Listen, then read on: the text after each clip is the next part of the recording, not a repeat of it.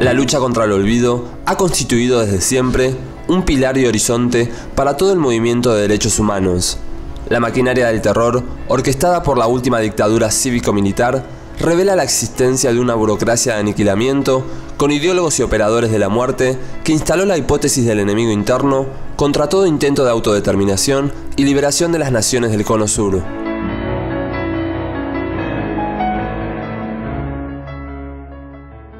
En el caso del genocidio argentino podemos decir que hay distintos actores y distintas lógicas que intervienen. Por un lado, uno lo puede pensar en un sentido continental, en el sentido que hay un plan centrado en la doctrina de seguridad nacional que piensa en el intento de impedir ciertos procesos políticos en la región, que tiene que ver con mantener la preeminencia de los Estados Unidos como potencia central en la región y reconvertir a los ejércitos de toda América para garantizar esta hegemonía norteamericana, y podríamos decir que es uno de los elementos. Argentina es parte de este proyecto que surge en 1954 en la Conferencia de Ejércitos Americanos y que diría que atraviesa prácticamente a toda la región. Y esto fue un plan realmente muy bien llevado a cabo. Imagínate que los efectos duran hasta ahora.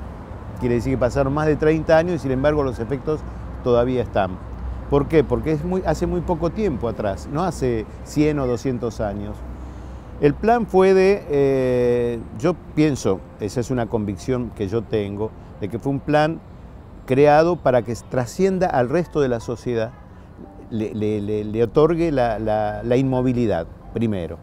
Y después lo efectivo, lo concreto, fue que acá se desarrolló primero el secuestro, luego la tortura, inmediatamente la tortura, y la tortura a niveles que no se puede concebir. El genocidio en algún sentido surge como concepto jurídico. ¿Sí? Ahora, cuando uno lo piensa históricamente o sociológicamente, es fundamental tomar en cuenta que el genocidio no es un hecho que se puede desarrollar de un día para otro, ni que ocurre como un fenómeno de la naturaleza, ni que es espontáneo, ¿sí? Sino que en verdad el genocidio implica toda una construcción en el tiempo de las condiciones de ejercicio del genocidio. El dispositivo fundamental, por lo menos de los genocidios modernos, lo que he llamado los genocidios reorganizadores, esto es el uso del terror para transformar las relaciones sociales, el dispositivo fundamental es el campo de concentración.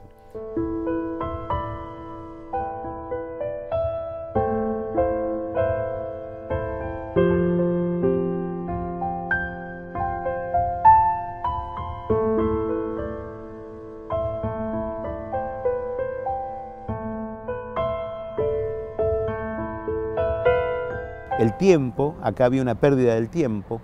El prisionero que caía acá perdía toda la noción del tiempo, o sea, porque yo en el caso mío, yo fui torturado durante días. Yo caí con mi mujer y mi hija tenía 2 meses, a la semana fueron liberadas afortunadamente, pero uno percibía y veía cosas que no se podía no se pueden mensurar. La denigración, la humillación, la agresión permanente, y muchas veces hecho por jóvenes muy jóvenes, que habían sido alumnos, y eran alumnos todavía de acá de la Escuela Mecánica de la Armada, que tenían 17, 18 años, y eran de una crueldad que no se podía creer. Y después estaban los maestros de la Picana, por ejemplo, estaba desde Febres a Juan Antonio del Cerro, desde Estrada hasta Díaz Smith. Todos esos tipos formaban parte de una cofradía del mal. Yo fui detenido el 14 de mayo del año 76. Realmente fui torturado y estuve una semana desaparecido en un centro clandestino que no es muy mencionado, aunque fue, yo creo que uno de los centros clandestinos más antiguos, que fue lo que se conocía como Coordinación Federal, ¿no? Un centro de detención que, a diferencia de otros, hoy sigue siendo un lugar de funcionamiento de la Policía Federal, que sigue siendo, se llama Seguridad Federal. Simplemente hay una placa que atestigua de que por allí fueron detenidos y desaparecidos muchos militantes de la década del 70, pero que, a diferencia de otros centros, hoy sigue funcionando no desde un ángulo de centro de detención, pero sí como un ámbito de la propia Policía Federal. En esta celda permanecí todo el tiempo que estuve secuestrado aquí, que fueron 45 días. De las personas que yo vi aquí, la mayoría continúan desaparecidos. En realidad, todos los que pasaron por esta celda. Algunos de ellos fueron encontrados sus cadáveres, en el caso de 5 o 6, y el resto continúa desaparecido. A mí me secuestraron el 13 de junio de 1977 en la avenida Paseo Colón, en la avenida Corrientes y Juan B. Justo. Ahí me metieron en la parte de atrás de un auto, me vendaron enseguida los ojos y me trajeron a este lugar que en ese momento yo no sabía dónde estaba ni qué lugar era, precisamente porque eso era la desaparición, todo era clandestino. Me ingresaron en un automóvil, me hicieron bajar a un sótano, enseguida me hicieron desnudar y comenzaron a torturarme.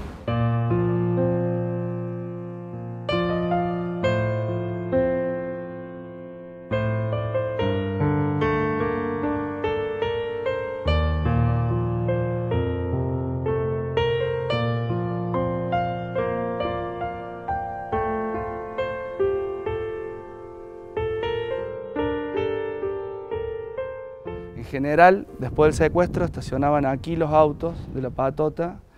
En un primer momento los llevaban en la jerga del campo de concentración, que siempre es mentirosa, eufemística, esconde lo que hacían. Los llevaban a la previa, que ahí era el fichado, era la parte administrativa del campo, ahí se armaban las listas. Gracias a varios sobrevivientes que pudieron ver esas listas, de donde sale la estimación de que en este lugar pasan entre 2.200 y 2.500 personas en el periodo que estamos hablando, 76-78.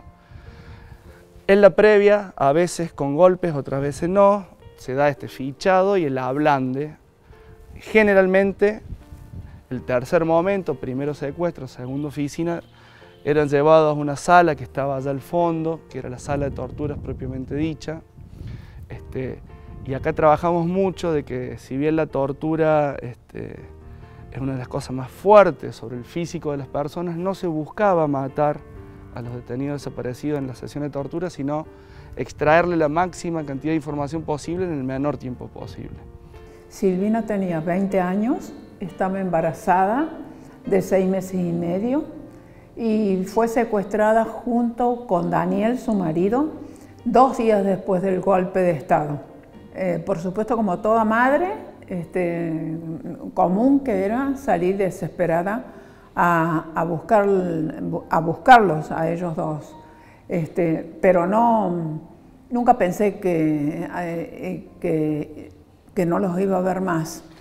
En realidad este mapa está en todos los espacios de memoria de Córdoba, pero acá lo trabajamos mucho. Este juego de la D2, Campo de la Ribera, ¿sí? Y el juego que había entre ellos, digo, el juego en términos de la decisión de a dónde llevar un secuestrado, qué hacer con ese secuestrado y cómo confluyen algunos en La Perla, ¿no? Y lo que significaba en ese momento La Perla como universidad, que es el nombre oculto que tiene para muchos de la patota de La Perla, pero también la territorialidad de La Perla, ¿no? El recuerdo de un viaje largo, de una subida, de las curvas, del auto, del camión entrando, del ruido de piedritas.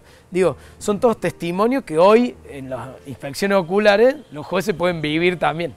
Hay otro número importante de desaparecidos que eran los llamados operativos ventilador, que eran compañeros que estaban secuestrados acá y que aparecían muertos en la ciudad, al frente de la fábrica, en una plaza, en la calle, como muertos en un enfrentamiento fraguado. Y ahí uno, con estos operativos ventiladores, la jerga de los represores, puede ver la sistematicidad del campo de concentración con el plan social de la dictadura, que era meter miedo a toda la sociedad, autoconstruirse como garantes de un orden y sobre todo hacer lo que siempre decimos acá, que el fin último de todos los centros de exterminio no es el matar y asesinar, que era matar para robar.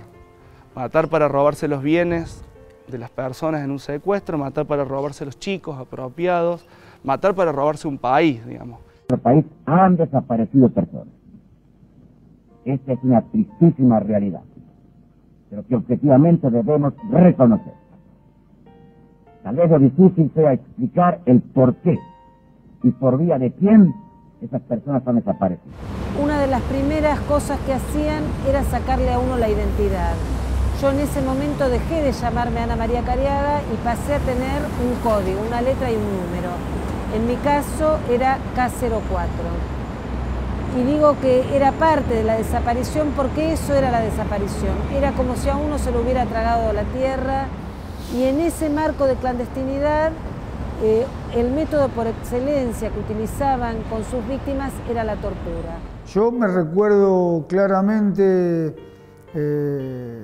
después de que me habían torturado, lo que más me choqueó a mí fue, después de la tortura, me incorporan, yo estaba vendado, en un habitáculo, una habitación como de 4x4, y yo con mucho esfuerzo, después de 10 o 15 minutos, moviendo las cejas, me corrí la venda y vi la escena del horror que realmente la llevo grabada, que había como 30 compañeros que estaban prácticamente muertos, en condiciones totalmente deplorables, era una escena dantesca. Yo estaba realmente bien al lado de ellos, compañeros que tenían barbas de meses y que estaban prácticamente en un quejido, que de muchos de esos compañeros, si bien yo nunca tuve los nombres, pero están prácticamente todos ellos desaparecidos. Yo, como todas las madres, salimos a buscarlos, ¿no? Todos los días, desesperadamente golpeábamos puertas y éramos terriblemente discriminadas, no nos atendíamos, éramos las madres de los subversivos, se nos cerraran todas las puertas, pero yo soy una de las abuelas privilegiadas de Córdoba, porque pude ir reconstruyendo paso a paso lo que fue secuestro, tortura, aparición y muerte de mi hija. Hemos encontrado muchos nietos, 109, pero yo tuve la fortuna de que la dejaran a mi hija para ir acá. Entonces sé con certeza que tuvo un hijo varón y que vive, está acá, escondido entre nosotros, pero lo voy a encontrar antes de partir.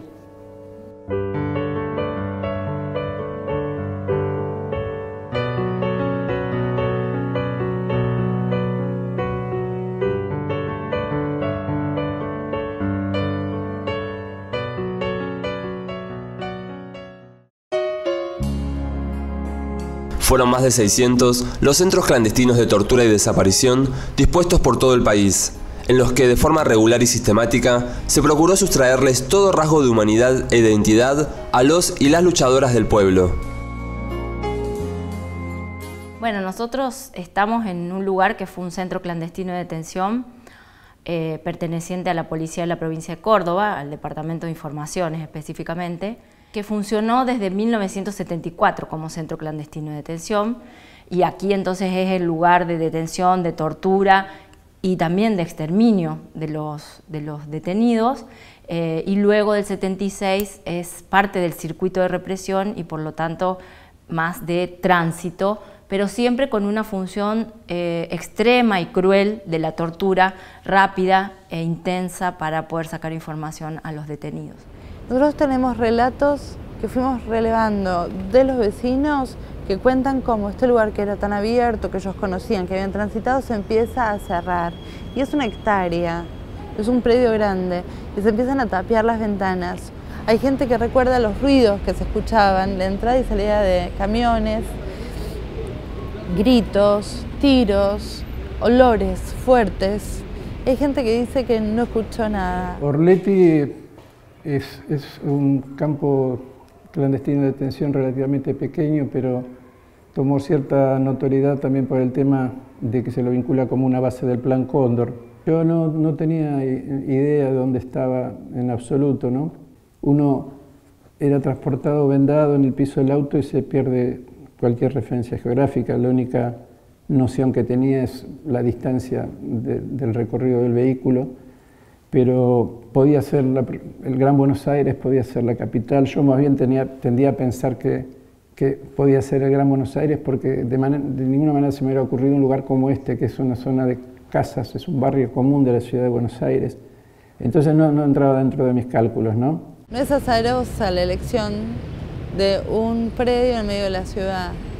La violencia del Estado genocida, represor, que detenía ilegalmente a los compañeros, los mantenía en cautiverio, los desaparecía, no era solo sobre el compañero detenido, sino que también tenía sus resonancias, sus implicancias sobre el afuera, y eso tiene un efecto disciplinador.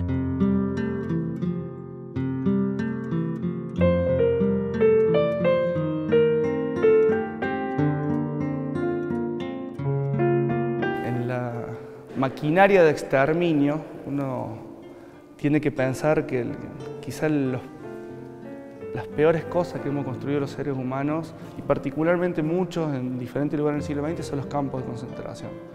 Es decir, someter a otro ser humano a la destrucción psicofísica. Digo, casi todos los testimonios uno lee y se sorprende, si bien tiene el horror que es la tortura física, todos te dicen la destrucción psicológica, la tortura psicológica es peor. Este edificio fue cambiando sus características en cuanto al lugar de detención y al tiempo de detención de los prisioneros, ¿sí?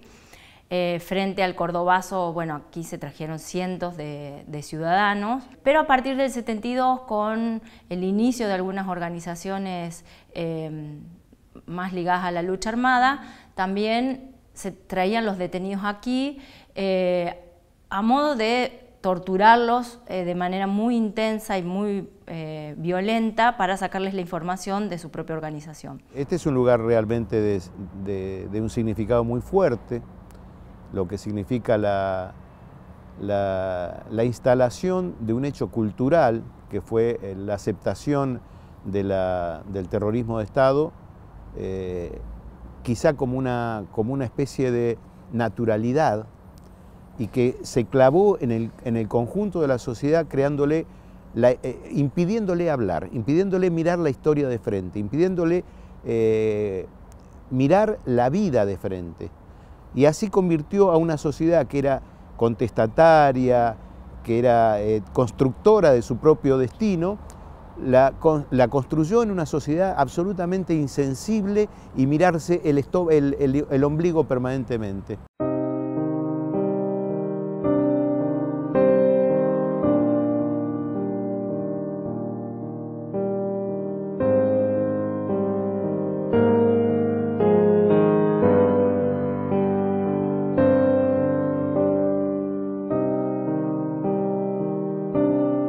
Usamos esta línea de tiempo porque es un buen espacio para arrancar en términos contextuales. Este ejercicio de memoria que arrancaría en La Perla el mismo 24 de marzo del 76.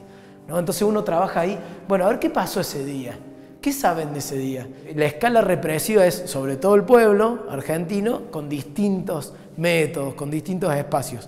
Y cómo La Perla, el mismo 24 de marzo, ya tiene secuestrados. Ahí trabajamos fuertemente sobre todo lo que ha recuperado los organismos de derechos humanos, hoy la justicia, de los testimonios de los sobrevivientes. Cómo una sobreviviente puede decir, contar su historia y contar que ella llegó a secuestrar el 24 de marzo La Perla y que no era la primera, que en la numeración era el 80. Si bien los lugares fuertes en la mecánica es esto, oficina, sala de tortura, cuadra, este es un lugar central, este era el galpón de automotores. Acá, gracias al testimonio de varios sobrevivientes que los hacían limpiar autos que venían de operativos, o un par que como sabían algo de mecánica los pusieron acá a arreglar los autos, es donde se arreglaban los autos, muchas veces robados, a los mismos desaparecidos, con que la patota, es decir, los civiles y militares represores, hacían los secuestros. Pero acá también, y sobre todo en esta zona, es donde se depositaban los muebles robados en los operativos de secuestro, el botín de guerra. Entonces acá trabajamos mucho esto, el fin último no era matar, sino que era matar para robar. Todo el negocio que uno se lo imagina del objeto más chiquitito, un televisor, revendido en la ciudad de Córdoba y con sospecha de y eminentes políticos después que se enriquecieron gracias a vender los muebles de los desaparecidos, a esta metáfora que nos permite, a la carta de Rodolfo Walsh, los mayores crímenes que ustedes cometen están en el plan económico que implementan.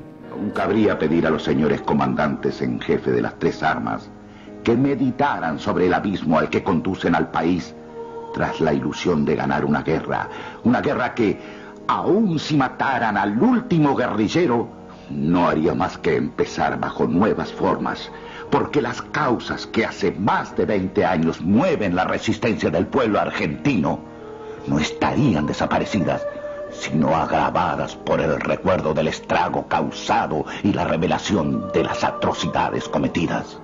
Durante el campo y después eran los baños, las famosas duchas, uno de los lugares más cambiados en este periodo que fue el cuartel militar, pero que gracias al testimonio de CONADEP podemos ver cómo era. Y este lugar es muy fuerte, en tanto estas historias de resistencia como de estas historias de degradación, de humillación. Entonces, por ejemplo, acá hay historia de que se juntan un par de detenidos y dice, empezamos nosotros, aunque sea de 5 minutos, a hacer gimnasia por nosotros mismos, y esos 5 minutos sentimos que éramos libres de nuestro propio cuerpo. Vas a decir, wow. También hay historias muy fuertes y te permite acercarte a otra cuestión muy densa de los campos de concentración, sobre todo que es la condición de las mujeres.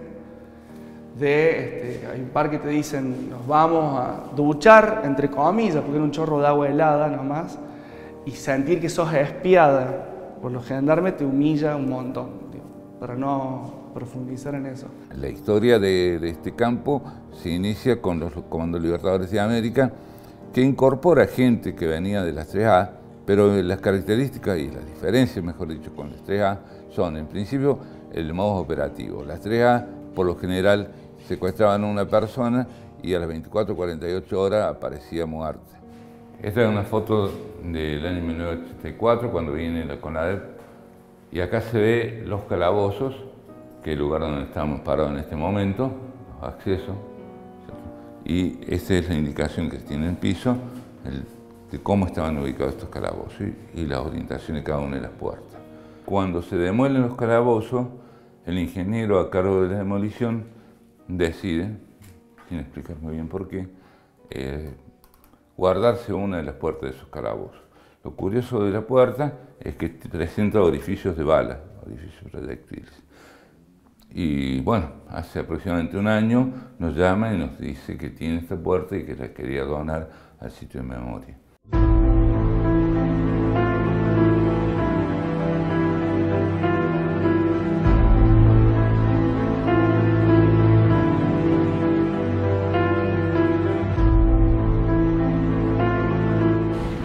Este portón fue el portón por donde ingresaron los compañeros cuando fueron trasladados el 16 de agosto de 1978 desde el banco hasta acá. Fueron trasladados, en los testimonios cuentan que fueron trasladados y antes del traslado fueron obligados a juntar sus cosas, que eran quizás un colchón, una manta, alguna ropa, y después fueron engrillados y mantenidos de dos en dos. Y la palabra traslado, lo dicen ellos en el testimonio ya tan tempranamente, significa incertidumbre, no saber, podía significar la muerte. Había cosas que se escuchaban desde acá, por ejemplo, el ruido de los chiquitos del colegio que está en la parte de atrás, en el recreo, que era como un soplo de vida, ¿no es cierto? O sea, dentro de tanto ambiente de muerte que se respiraba aquí, escuchar a los chicos o el paso del tren que también se escuchaba desde aquí, te ponía un poquito con la realidad externa, en contacto con la realidad externa, ¿no? Estábamos todos esposados y vendados, pero cuando no estaba la guardia, levantábamos las vendas con los dedos así, y entonces podíamos verle la cara a los demás, a los compañeros que estaban con nosotros. Días y días de harina de maíz hervida y nada más. El pan es el gran ausente y una provocación. O no hay o no alcanza para todos. Los guardias vienen a regodearse a la hora del reparto. Saben que nuestra ansiedad a veces provoca disputas. Es un desafío y lo aceptamos. Hay 8 pancitos y somos 14. Comeremos la mitad y la otra para cuando el hambre retuerza las tripas. ¿Cómo guardarlos? ¿En quién confiar? Por unanimidad, casi un reflejo instintivo, Elías y Horacio serán los custodios. Es la hora acordada. El pan se reparte, sin una migaja de menos. Imagino en los ojos de todos un destello de triunfo.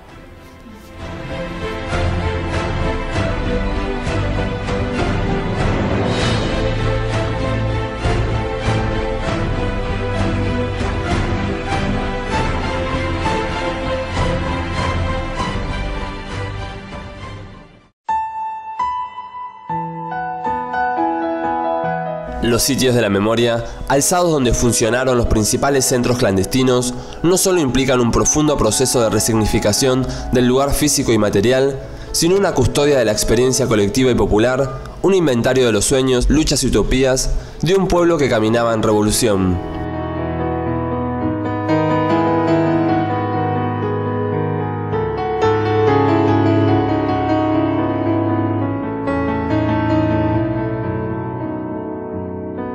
Un periodo en la democracia del gobierno de Angelos donde hubo una intencionalidad de borradura de la memoria de estos lugares. Entonces esto se transformó en asistencia a la víctima del delito, una parte de este edificio, donde entonces las mujeres violentadas o los niños violentados eran atendidos en este lugar que había sido un centro clandestino de detención, y en la otra parte funcionaba la policía del centro de Córdoba. Así como el Campo de la Ribera se transformó en una escuela. O sea, hay una intencionalidad de amnesia, de olvido y de querer borrar esas huellas, ¿no? Por acá llegaban los camiones, lo ponían de culata y bajaban los detenidos desaparecidos. En esta primera parte le tomaban los datos filiatorios, nombre, domicilio, etc. Y en la sala del fondo era la sala de torturas. Durante el periodo de la escuela, esto se transformó en distintas etapas en un salón de usos múltiples o de sala de profesores. Y en la del fondo, en la dirección. Toda esta ala correspondía a las celdas de las mujeres. Y al final está el baño original, que es donde llevan a las mujeres. Estas arcadas sí son originales. Según el testimonio que hay por ahí, se presume que en esta galería donde se produjeron algunos de los fusilamientos. Y las otras cosas que se lograron preservar son los piletones que eran utilizados para el submarino, el sistema de tortura del submarino. El resto sí fue modificado. O sea, todas esas arcadas de enfrente, anteriormente era una sola pared y ahí estaban las celdas de los hombres. En estos ganchos se colocaba a la gente tanto como un sistema de tortura como, según algunos testimonios, para fusilarlos. Ha venido a trabajar ya acá la policía judicial porque se han encontrado algunos proyectiles incrustados en las paredes.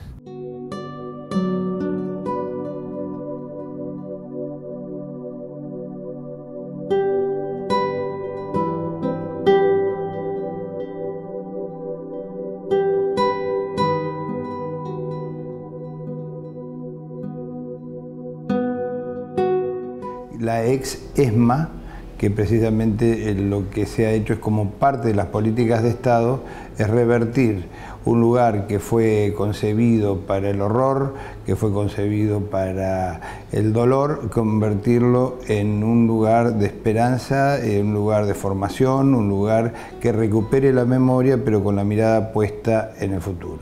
La ex ESMA tiene una particularidad que tiene que ver con cómo se forma este predio. Este predio pertenecía a los ferrocarriles argentinos, a la Ciudad de Buenos Aires, que después se lo da a la Armada. La Armada construye en 1924 esta escuela de mecánica. En la dictadura genocida se convirtió quizás en el centro clandestino más emblemático por la magnitud, por la visibilidad. Se encuentra en plena Ciudad de Buenos Aires, se ve de afuera lo que pasa. Y en el 2004 lo que hizo el presidente Néstor Kirchner fue entregar este predio a la Ciudad de Buenos Aires, que eran los dueños, los primeros dueños de este lugar. Se lo volvió a dar y después se aprobó una ley que fue refrendada también por la legislatura, donde se crea un ente tripartito, donde una pata es la Ciudad de Buenos Aires a través del Instituto de Espacio para la Memoria, otra pata es el Poder Ejecutivo Nacional a través de la Secretaría de Derechos Humanos y otra pata son los organismos de derechos humanos, que entre los tres gobernamos este predio, ¿no? Somos los responsables de lo que aquí sucede y las políticas que aquí se implementan. El Centro Cultural surge a principios del año 2008 por una decisión del secretario de Derechos Humanos de aquel entonces, el doctor Eduardo Duhalde, quien me convocó para esta tarea. Y la misma creación del centro implica una definición respecto a cómo se entienden las políticas de memoria. No es una mera ilustración, digamos, del proceso político que se vivió en esos años, sino que es a través también de esa creación artístico-literaria que nosotros entendemos mejor lo ocurrido en esos años. Eso ha enriquecido nuestra mirada de la historia reciente de la Argentina, y la creación de este centro es un modo de estimular ese proceso. Por eso nosotros aquí desarrollamos un espacio para la investigación histórica, para los debates sobre el periodo, pero también tenemos nuestro espacio de teatro, de cine, de música, de artes visuales, de fotografía, y entendemos que hay un diálogo entre estas diferentes miradas. Este espacio cultural Nuestros Hijos pertenece a las Madres de Plaza de Mayo y tengo el honor de dirigirlo desde su creación. Es decir, fui llamada por las madres para crear este espacio para la vida, recrearlo para la vida, recuperarlo para la vida, desde la herramienta maravillosa del arte que está tan ligada a la vida. Esto es lo que las madres me encomendaron y yo me puse en esa tarea armando un equipo de gente que trabajó y sigue trabajando con una pasión y un compromiso para exorcizar el lugar, cambiarle el sonido, el color, sin olvidar dónde estamos, sin perder la memoria. Al contrario, intensificando esa memoria.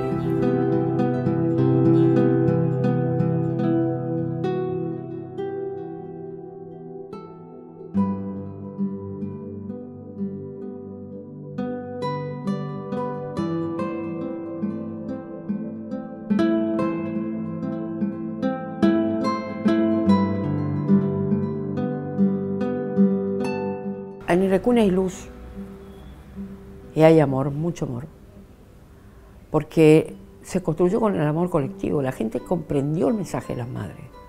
La gente vino a exorcizar el lugar, la gente vino a poner parte de su corazón y de su deseo de que la historia cambie, de que los derechos humanos tengan este lugar que tienen que tener, que sea un tema que está instalado en la mesa del argentino, en la casa del argentino, en la calle, y hoy en las escuelas, y después de la política de derechos humanos de Néstor y Cristina Kirchner, está instalado en la escuela lo que pasó en aquel 24 de marzo del 76, todos los 10 años de dictadura, y los chicos hablan de eso y estudian eso, pero para nosotros es muy importante, por eso cuando ellos vienen a este lugar, porque vienen a la historia, vienen al sitio donde sucedieron estos horrores, entonces como más tangible Pero al mismo tiempo ellos hacen la devolución desde los trabajos que hacen con la cultura, es decir, pintan, escriben cuentos, las cosas conmovedoras, los dibujos conmovedores de los niños pequeños que pueden comprender, empezar a mirar desde un lugar mucho más cercano, pero precisamente para que no haya olvido, es muy importante que eso pase, la historia que vivió la Argentina. Bueno, nosotros tenemos acá, de algún modo como tarea, aportar a la construcción de una cultura de la memoria. Y los años 70 fueron un momento, y los 60 y los 70, de gran politización de la cultura, lo cual no debe entenderse simplemente como la subordinación de las actividades culturales a definiciones políticas partidarias o muy precisas, sino con que esa cultura de esos años estaba absolutamente, transpiraba, digamos, una voluntad de cambio social muy fuerte, y entonces de alguna manera nuestra tarea es recuperar eso. Y cuando decimos recuperar eso, también pensamos que eso es lo que queremos para la Argentina hoy, ¿no? Y en este lugar justamente lo que nos sucede es que al ser tan grande hay una diversidad de alternativas y de ofertas que se dan en los distintos edificios para que uno pueda venir a este lugar, y no solamente está este lugar destinado a lo que sucedió en el terrorismo de Estado, ¿no? Está bien presente eso y lo trabajamos todos los días, y invitamos a que vengan a hacer la visita guiada, que tiene más de 20.000 visitas anuales. Por suerte cada vez se incrementa más, pero también se pueden hacer otras cosas, porque resignificar el predio también tiene que ver con poder avanzar en un montón de objetivos y derechos que también son derechos humanos. Por ejemplo, el derecho al esparcimiento, ¿no? Como es la cultura. Hace poco hicimos una actividad deportiva. ¿Por qué no hacer una actividad deportiva? ¿Cuál es el tabú de hacer una actividad deportiva acá si el deporte lo que hace es justamente fomentar la vida, ¿no?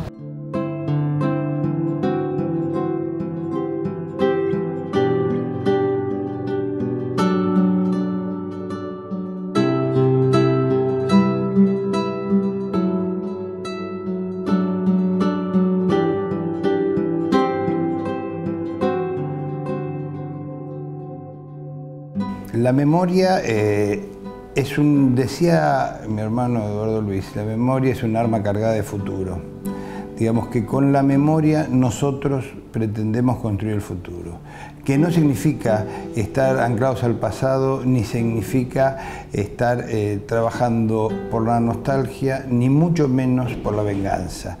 La experiencia en nuestro país durante tantos años ha sido muy clara en ese sentido, que nadie ha pedido venganza en ningún momento, ni la ha intentado hacer por mano propia. Lo que se ha pedido siempre ha sido memoria, verdad y justicia, que actúen los tribunales y que la justicia se haga efectiva.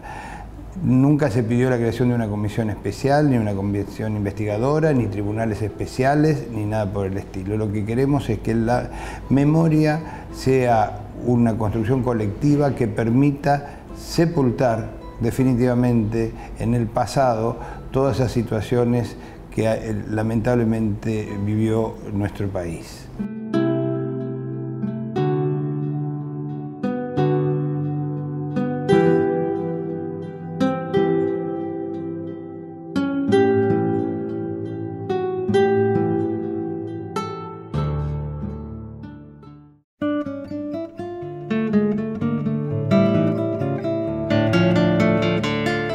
De los sobrevivientes de continuar dando testimonio de lo ocurrido, la derogación de las llamadas leyes de impunidad y el desarrollo de los juicios de lesa humanidad, a la par de la decisión inclaudicable de un pueblo a favor de la memoria, verdad y justicia, permite revisar la historia reciente, trazando puentes entre sus capítulos más cruciales.